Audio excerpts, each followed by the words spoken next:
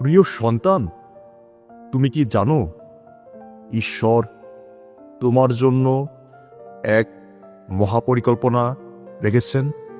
তোমার কষ্টের দিন শেষ করতে চলেছেন, কিন্তু এক মুহূর্ত দাঁড়াও। তুমি কি সত্যি বিশ্বাস করো যে ঈশ্বর তোমার জীবন বদলাতে পারেন?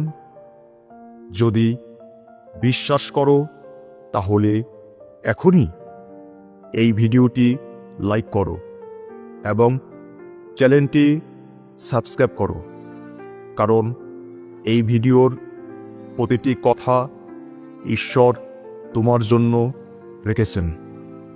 যদি তুমি একটুও দ্বিধা করো তাহলে হয়তো তুমি সেই আশীর্বাদ হাতছাড়া করবে যা ঈশ্বর তোমার জন্য প্রস্তুত রেখেছেন। তাহলে কি তুমি ঈশ্বরের আশীর্বাদ মিস করবে? না, তুমি তো চাইছো জীবন বদলে যাক। তাহলে এখনই সাবস্ক্রাইব করো, কারণ এই ভিডিওর প্রতিটি কথা তোমার জন্যই। এখন মনোযোগ দিয়ে শোনো, কারণ ঈশ্বর তোমাকে কিছু বলতে চান। আমি যেমন মরুভূমিতে নদী সৃষ্টি করতে পারি, তেমনি মৃত মানুষকেও জীবিত করতে পারি। তাহলে তোমার জীবনে পরিবর্তন আনতে পারবো না কেন? প্রিয় সন্তান, তোমার চোখের জল আমি দেখেছি, তোমার দীর্ঘশ্বাস আমি শুনেছি। তুমি যখন গভীর রাতে তোমার ঈশ্বরের কাছে প্রার্থনা করো, তোমার কষ্টের কথা বলো, তখনও ঈশ্বর তোমার পাশে থাকেন। তুমি ভেবো না যে আমি তোমাকে ভুলে গেছি। আমি তোমার প্রতিটি যন্ত্রণার কথা জানি, কিন্তু মনে রেখো, যখন সোনাকে আগুনে পোড়ানো হয় তখনই তা খাঁটি হয়ে ওঠে। ঠিক তেমনি করে আমি তোমাকে প্রস্তুত করছি। তোমার জন্য এমন কিছু অপেক্ষা করছে যা তুমি এখনো কল্পনাও করতে পারছো না। তুমি কি মনে করো আমি তোমাকে পরিত্যাগ করেছি? না, কখনোই না। আমি তোমাকে সৃষ্টি করেছি। তোমার প্রতিটি শ্বাস আমার হাতে। তোমার জীবনে যে ঝড় এসেছে তা চিরস্থায়ী নয়। ঈশ্বর তোমার ঝড়কে শান্ত করবেন। তিনি তোমার সমস্ত পথ খুলে দেবেন। তোমার শত্রুদের সামনে তোমাকে আশীর্বাদ করবেন। তবে তোমাকে ঈশ্বরের উপর বিশ্বাস করতে হবে। তাহলে তখনই তুমি সত্যিকারের পরিবর্তন দেখতে পাবে। মনে রেখো যিশুর প্রতিশ্রুতি।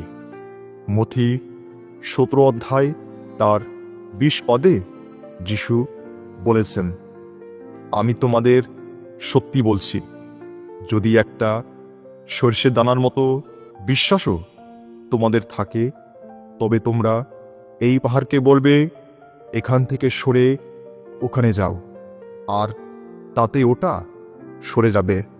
তোমাদের পক্ষে কিছুই অসম্ভব হবে না। আমার সন্তান, তুমি যদি তোমার ঈশ্বরে বিশ্বাস করো, তাহলে তিনি তোমার জন্য নতুন দরজা খুলবেন। তুমি যদি কাঁদো, তাহলে তোমার চোখের জল আমি মুছে দেব। তুমি যদি ক্লান্ত হও, তাহলে তোমার ঈশ্বর তোমাকে বিশ্রাম দেবেন। তুমি এখন যা ভাবছো তার উত্তর ঈশ্বরের কাছে আছে। প্রিয় সন্তান, আমি জানি তুমি ভাবছো কখন বদলাবে আমার জীবন, কিন্তু আমি তোমাকে বলছি, তুমি যদি সত্যিকারের বিশ্বাস করো, তাহলে ঈশ্বর এক মুহূর্তেই তোমার জীবন পাল্টাতে পারেন। তুমি যখন মনে করো সব কিছু শেষ, তখনই ঈশ্বর শুরু করেন। তোমার যিশু যেমন করে লাসারকে মৃত্যুর 4 দিন পর জীবিত করেছেন, তেমনি সমুদ্রকে দ্বিখণ্ডিত করেছেন, যাতে তার সন্তানেরা পার হতে পারে। ঠিক তেমনি আমি দানিয়েলকে সিংহের গব্বর থেকে রক্ষা করেছি। এখন বলো, তোমার সমস্যার চেয়ে ঈশ্বর কি ছোট? আমি কি তোমার বন্ধ দরজা খুলতে পারবো না? তোমার শত্রুদের সামনে তোমাকে উঁচু করতে পারবো না? আমি কি তোমার জন্য বিজয় আনতে পারবো না? তুমি কি বিশ্বাস করবে?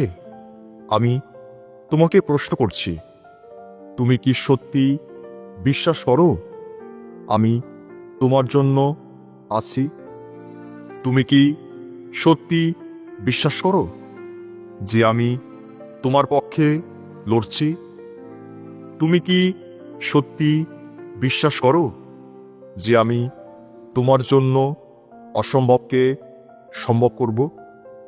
যদি বিশ্বাস করো, তাহলে এখনই বলো, হ্যাঁ যিশু, আমি বিশ্বাস করি তুমি অসম্ভবকে সম্ভব করতে পারো। আমার সন্তান, তুমি যদি বিশ্বাস করো, তাহলে আমি তোমার পথের সকল বাধা সরিয়ে দেব। আমি তোমাকে এমনভাবে আশীর্বাদ করব যা তুমি কখনো ভাবনি। তোমার জীবনে আশীর্বাদ আসছে। শোনো আমার সন্তান, তোমার জন্য অপেক্ষা করেছে এক মহৎ আশীর্বাদ। তোমার দুয়ার খুলতে চলেছে। তোমার কষ্টের দিন শেষ হতে চলেছে। তুমি যে প্রার্থনা করছো, ঈশ্বর তার উত্তর দিতে চলেছেন। শুধু বিশ্বাস করো, শুধু ঈশ্বরের উপর নির্ভর করো, কারণ তিনি তোমার একমাত্র আশ্রয়স্থান।